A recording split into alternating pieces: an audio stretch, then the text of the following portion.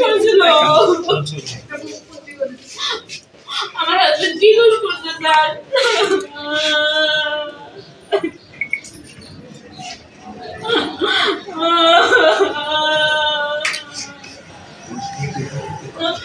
sir আমার husband তো কোনো ভালো গেছে না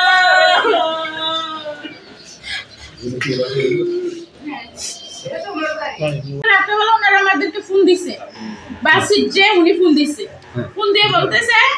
যে তোরা সবাই রে ঘরে ফ্যামিলি যত মানুষ আছে তোরা সবাই আমরা মারমু বাসির ফোন দিয়ে কালকে রাত্রেবেলা ফোন দিয়ে বলতেছে তোরা বাসার মানে ফ্যামিলি যত মানুষ আছে তোরা সবাই মারমু মাইরা পুলিশ কস ডিবি কস সব সেনাবাহিনী সবাই 100 কোটি টাকা দিয়ে আমরা মানাইলাম তারপরে কোথায় ওই যে ওখানে বাবার নাম কি বাসিরের বাবার নাম আমি জানি না হ্যাঁ একই গ্রাম এই যে বাড়ির পাশে তারপর আমার জামাই বলতেছে আচ্ছা তোরা যদি মারতে পারো সামনে মারিস তারপর সকালবেলা আমার ননদ আমাকে ফোন দিচ্ছে ফোন দিয়ে বলতেছে যে মিম রাসেল আমার তো ফিটটা মারা লাইছে জুনাকিরাও মারা লাইছে আমারে এরকম ভাবে মারছে আমারে হসপিটাল নিতেছে রাসেল ভাইয়ের আইতো কোথায় মারছিল এখানে এই যে নিচে আপনি তখন কোথায় ছিলেন আমি ছিলাম বাপের বাড়িতে আচ্ছা আচ্ছা তারপর আমার জামাই বলতেছে সত্যি গস তারপরে আমার জামাই কাছে মোটরসাইকেল আছে উনি মোটরসাইকেলটা একটা টান দিয়ে আছে ওনার পিছনে পিছনে আমি আসছি সিনজিটা উনি আছে মোটরসাইকেল উনার মানে উনি মোটরসাইকেলটা এখানে আসছে ওনার সবাই ধরে নিছে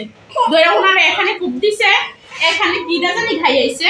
তারপর উনি বাঁচার জন্য অনেক ওইদিকে দৌড়ে গেছে যাওয়ার পরে বলছে যে আমার মারিস না আমার একটা মেয়ে আছে আমার বউই আমার মেয়েটা লেগে আমার বাঁচায় নাই ওনারা এরকম ভাবে মারছে দাঁতগুলো ভাঙে ফেলছে মাথার মজুদ বাইর করে ফেলছে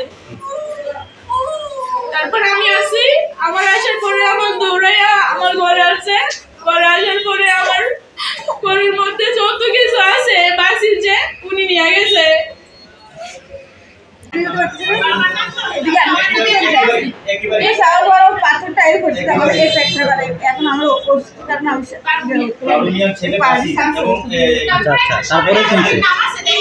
ওরা মারে ফেলতে দেখেছে আর আমি ছবি দেখি নাই আমার রুল পত্র খারাপ আমি ভিতরে ভিতরে পুলিশ আমাকে উদ্ধার করছে